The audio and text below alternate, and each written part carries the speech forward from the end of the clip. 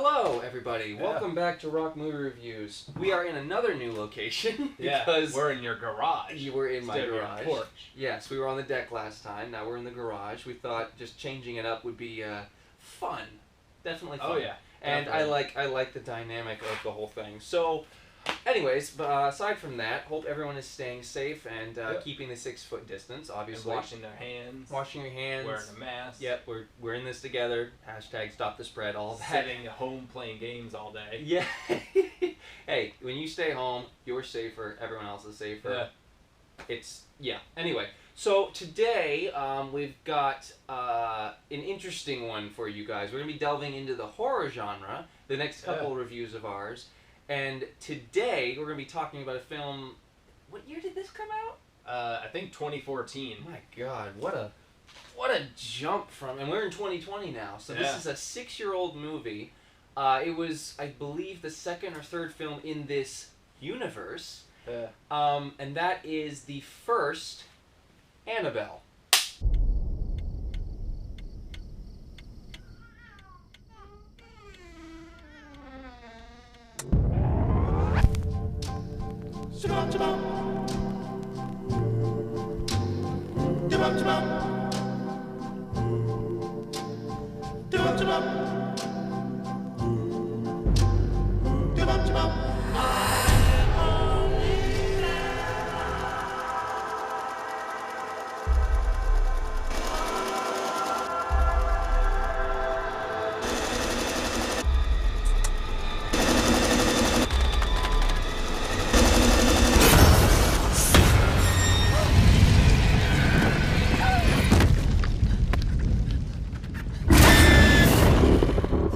Happening that I can't explain. We should talk to someone. I don't think what you're experiencing is a ghost.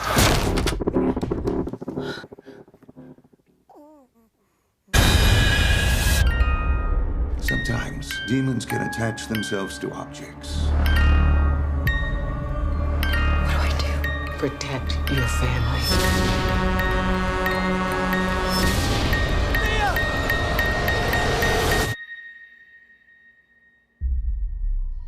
Who are you?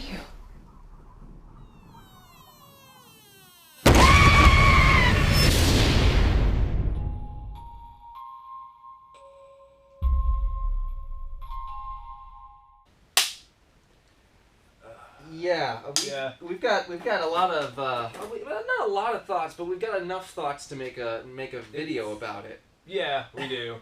So you and I saw the first Conjuring prior to, I think, the first Annabelle, right? Yeah, I actually saw the first Conjuring in theaters.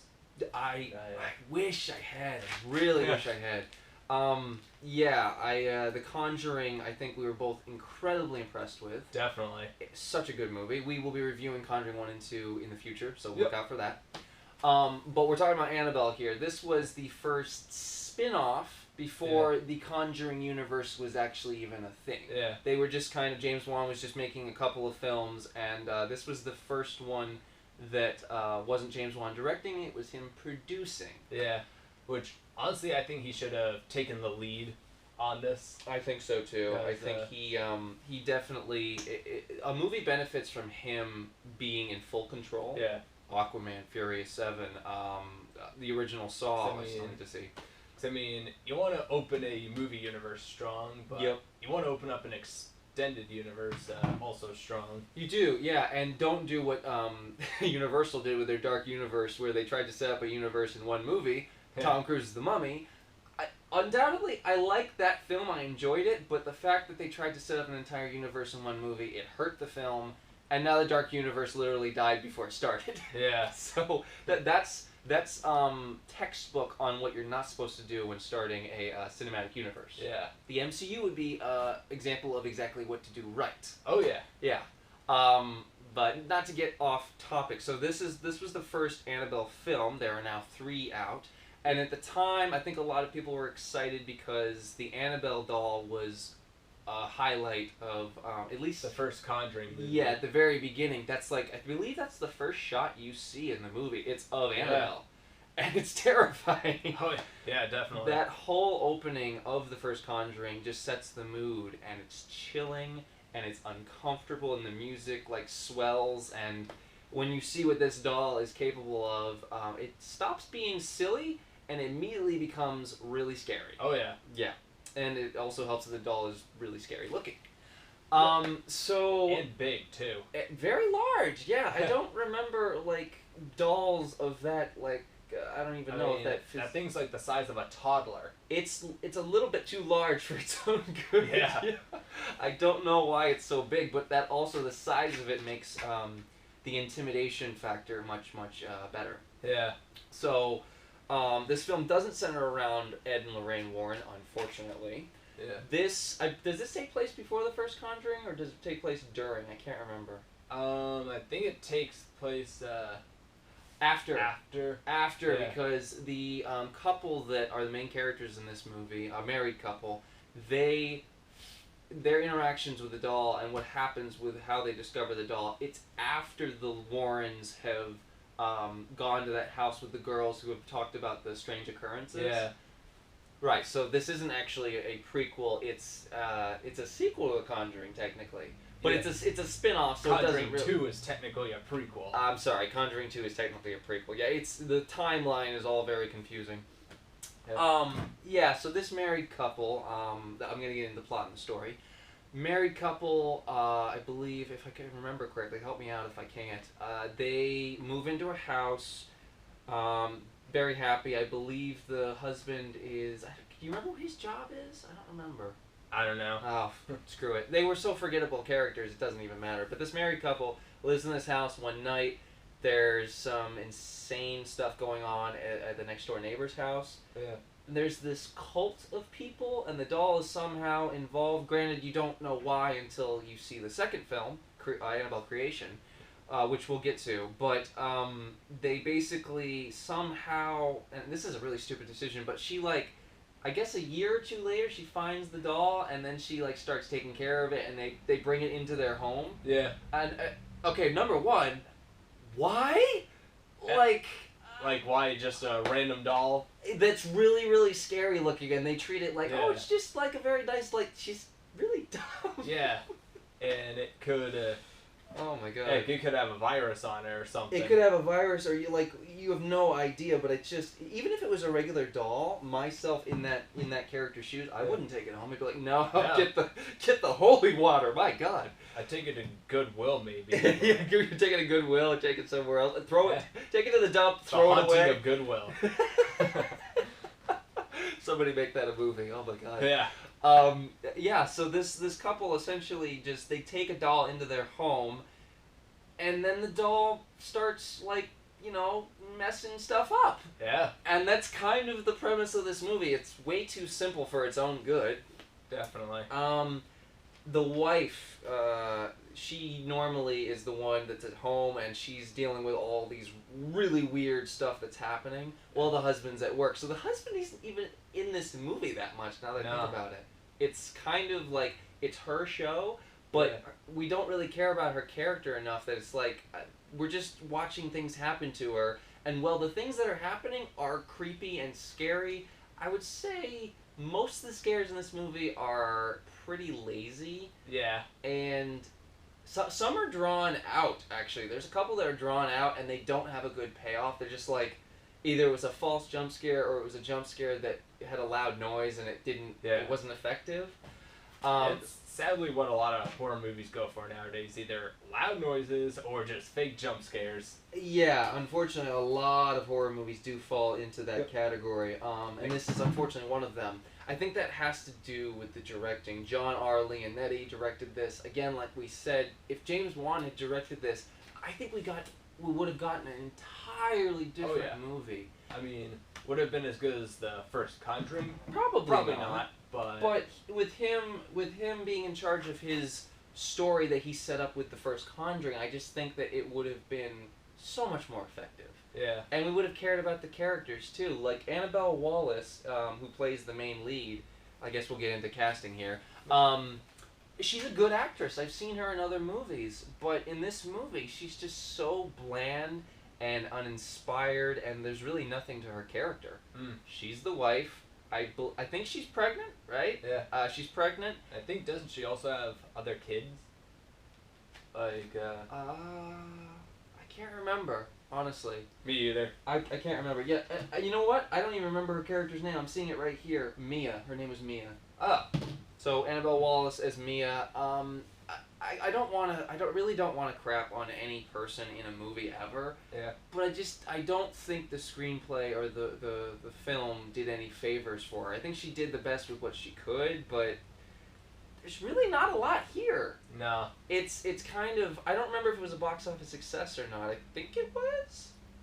Even despite bad reviews. Yeah. Yeah, it actually was successful, which is unfortunate because there's a lot of horror movies that fall into that trope of being lazy and just like the bare minimum. Yeah. But they still make a lot of money. And that's really unfortunate because you want quality horror films to make a lot of money, and often ones that fly underneath the radar are the best ones. Yeah. So, yeah, she was just really like, She was like the definition of a meh emoji. What do you mean by fly under the radar? What I mean by that is horror movies. Hereditary, Midsommar. I mean like those like kind of films. Get Out. Maybe not Us in this case because Get Out blew up, but Get Out started to fly underneath the radar, and then it actually became huge. Yeah. So it can happen to horror movies, but I think most of the time, if it's not a studio horror film and it's a independent horror film, and the director it's their own vision, I think those movies don't do nearly as well as big budget ones. Yeah. Which is unfortunate because usually those ones are the most well made and people haven't even heard of them. Yeah. So, that being said, I think that every director and every film should be praised for certain elements if it is really good, but at the same time, like I said, there's so many studio horror films that are coming out, and even studio horror film sequels that literally just want to make a quick buck. Yeah. And like The Grudge from this year. Oh God. or the Boy 2, Brahms, The Boy 2. Yeah. I saw the first Boy and it wasn't anything special, and this second one I heard was even worse. I'm like, yikes. And it was the same director too, so it's like no excuses. Yeah. Anyway, I just kind of got off on a tangent about like studio horror films versus independent horror films. I just think that the vision of directors with independent horror films is just stronger. Yeah. Because there's less studio interference. We talk about studio interference a lot. Yeah. And I think this was probably one of those cases. It's great that James Wan produced it. The fact of the matter is that this movie's just not that compelling. No. It's really not. It's dull, it's boring. It is, and when the scares aren't happening, it's like, oh my God, I'm about to fall asleep. This dialogue is so one note, so cliche, and it's just like, ugh. It just doesn't really leave a good taste in your mouth. I know.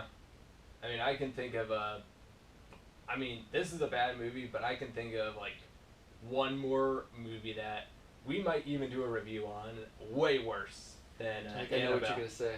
Yep. What is it? Ouija. Yes, we will. We definitely want to talk about the Ouija duology, because one, well, you said, is trash. Yeah. It is absolute trash. It's worse than this movie, and this is pretty bad. So the fact that it's actually worse than that, I'm like, wow, we're really getting down to the bottom of the barrel. But the second Ouija was actually a step up. Now, not to get off topic, we will review those in the future. Definitely. That's gonna be fun. Getting back to casting, the husband is played by this guy named Ward Horton. He plays John. Like I said, he's barely in the movie, and when he is, he doesn't really add much to the movie at all. It's just, he's the husband. Like no story progression. Yeah, I would actually compare his character to the dad in The Long Haul. Oh yeah. How incredibly one note and bland they are, and they're just like there. Well, you're talking about Greg's dad? I'm talking about Greg's dad. I'm like, oh my God, this is the textbook example of how you're not supposed to like write a character. Yeah. It's not good. There's not many other people in this movie that are even worth mentioning. This is a pretty short cast list. Alfre Woodard is there. She plays who does she play? Evelyn. I believe she's a person that helps Mia and John to try to get rid of the doll, to try to exorcise it. Because doesn't Mia get possessed by the doll at one point? Towards the end, I think? I think. I think so. I've only seen this movie, I think, one time, and I immediately forgot about it after watching it. Yeah. So, yeah, Alfred Woodard, she's good, but again, this screenplay doesn't help anybody at all.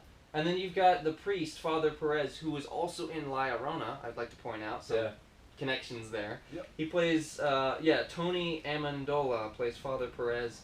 I've seen him in other movies, he's a good actor, but he's just kind of serving the role as the priest in this movie. Yeah. Also, he like makes some really dumb decisions involving the doll towards the end too, where it's like, what are you doing? You're supposed to be smart. Like you idiot. And then it doesn't make me feel bad when he gets like, I don't know if he gets, does he get killed? I don't know. I can't remember, but he gets like hurt or banged up by the doll and the doll's spirit or whatever it is. You know, honestly, I think I figured out the worst part about this movie. Okay, tell me. With how we're doing this review, I'm realizing it's so forgettable. It is. It really is. And it's not even so forgettable that it's like so bad it's good. Yeah. It's just really bad. It's so there's just nothing to it. It doesn't have any, so to speak, meat on its bones. There's no story to really grasp onto, and it's just kind of a movie you watch and then you never watch again. Definitely. Now, for our sake, I probably will watch this movie again in the future after this whole pandemic has passed. I think getting some people together with some drinks, you can enjoy this movie if you're drunk. Yeah. But that's the best compliment I can give it. It's just so dull, like you already said. That's the cast in a nutshell. 4 people. Like, you would have to be stoned or drunk in order to get scared. I would think so. Yeah, I will say. Okay, there's one sequence, one short sequence in the movie that actually surprised me, and I wish the rest of the movie had been like that. Yeah. It's this scene in an elevator where she's going up. She's in her hotel. Her apartment building, and she gets stuck on a floor that's like towards the top of the building, I believe. Yeah. And it's dark, and there's like a lightning storm outside. That sequence was actually pretty creepy. Yeah. But then the sequence is over, and we get back to the Dullsville. So it's like, great. that 5 minutes was totally worth watching an hour and a half movie for. Thank you. Mm-hmm. But that's literally the only highlight of this movie, I would say. And some of the performances are average. They're fine. Yeah. But there's nobody that's actually. People don't even seem really interested in their performances in this movie. They're just kind of going through the motions. Yeah. That would be the best way to describe this movie. It's lazy and it goes through the motions. Yep. And it just doesn't it's undemanding viewing experience. And forgettable. It is very forgettable. And speaking of forgettable, we're gonna wrap this up. Yeah. It's weird because the writer Gary Dauberman ended up directing the third Annabelle, which we'll get to. I think he's gotten better as a writer, but yikes, this first Annabelle was it was not good. Touch on the cinematography real quick. James Nice was the director of photography. This is a fine-looking film, but there's nothing remarkable about the cinematography. Yeah. You've got shots at night. You got shots at day. It just feels very generic. Very still shots and moving shots. Yeah. There's no different angles or different kinds of just different types of filming. There's really nothing in this movie that catches your eye. Yeah. There's some tracking shots, but they're not long tracking shots. They're impressive. They're just like people walking. Okay, great. That's amazing. Director of photography. He did a fine job, but this movie just like the rest of the movie, I think, cinematography, meh. And the music, I can't remember who did the music. Joseph Bashara. I'm not familiar with this composer that much. I've heard of his name. The music's not even that great in this movie. Yeah. I mean, if I were to give this movie another plus, I would probably say that the music is the other high point for me. Yeah. But saying that the music in that one sequence are the highest point for me in this movie is not much praise. No. That's like, I can find 2 redeeming qualities to this movie. Yeah. I'm kind of tired of talking about it just because it's so forgettable. I'm going to score this thing. The worst part, we've got 2 more to go. We do, yeah, that's going to be fun. We'll get through it together. Okay. I'm going to give the first Annabelle, it's generous. I'm going to give it a 3 out of 10. A 3? Just for those two redeeming qualities, that's really it. Otherwise, I would say avoid this movie at all costs. Alrighty. What would you give it? Well, the way I see my rating, it's 1, 2, 3 strikes. This movie's out. Quick, simple, and to the point. Yeah. All right, I like it. So your score? Well, like I said, a 3. Oh right, sorry, I didn't. Oh, Yeah. I didn't connect the dots. Hence sorry. the 3 strikes. Hence the 3 strikes. Right, that's a good analogy. I might Yep. use that in the future. Okay, 3 from me, 3 from Jake. We both agree this movie is something that you might want to watch when you're drunk or you're stoned. Yeah. Otherwise, it's really not a film that should ever be seen by that many Yep. people because it's just forgettable and it's kind of just this nothing of a movie. Yeah. I mean, the highest compliment I can give it to end on. Yep. This movie exists. Yeah. It exists. That's Yeah. it.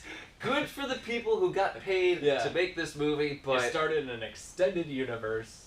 yeah, With some movies being better than this one. yeah, the Conjuring Right. universe is definitely a mixed bag. This is on the level. This is about probably as bad as the Conjuring universe gets. I don't know. There's a couple more that might be worse than this, Yeah. but this falls into the bad category, and there's some that fall into the good category. Yep. That being said, that's our review of the first Annabelle film. We'll be back to talk about Annabelle 2, Creation, a film I think we both think is at least a bit better than Yeah. this movie. And we'll see you guys in that review. Yeah. Take care. See ya.